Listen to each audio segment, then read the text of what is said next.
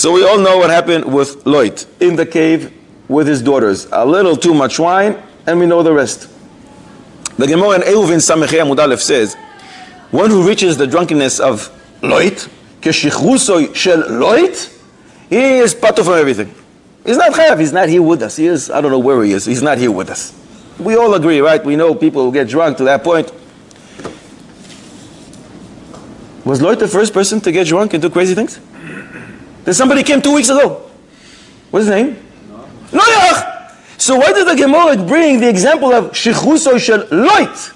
The drunkenness of Lot is the example of a person who is patur from everything. It should be shichruso shel Noach because he came first. And we know what happened to him with his son. Also not very nice. So why is Lot the example of a person who reaches that level of drunkenness and not Noach? Lot did the second time. I mean, he got drunk. Gevaldi. The Sefer Yechalek Shalom says a different point.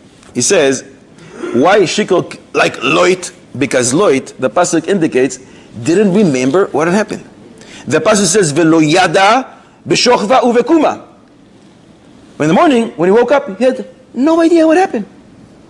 And this happened twice. Noach made a big mistake, but only once. And what does it say in the pasuk? Vayikatz Noach miyeino, when Noach woke up, Vayeda es asher asa lo brakot, and he knew exactly what his son did to him. So Mele, Noach doesn't represent the ultimate in shichrus, that level of drunkenness that you have no clue what's going on. Lot does. Lot has no idea, no recollection, and he's able to do that day after day. Twice it happened to him. And therefore that represents the ultimate of being drunk, and that's why we compare the shikol like Lot and not shikol like Noach. But there's another answer. Sefer Be'er Basadeh brings a ma'aseh that happened with Rabbi Avli. I don't know who this Avli was, but there's a very poor guy who came to him and says, Rabbi, I need your help. Parnasa, such terrible.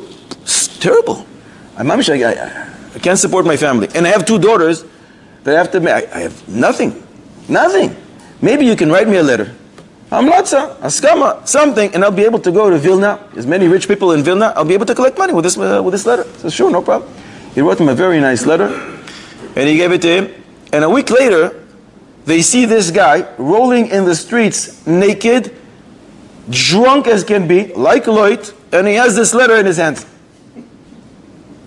They took this letter and ran back to the rabbi and said, Rabbi, you write letters for people like this? It's an embarrassment. This is a great guy, you must help him. Wait, why? He's drunk in the streets, rolling naked. So Rabbi Avli says to him, because this is one Meshiga, I should stop pursuing chesed and rachamim.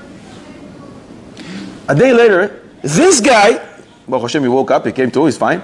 He came back to the rabbi, and he says, Rabbi, you know, I lost the letter that you wrote me last week. Can you write me another letter?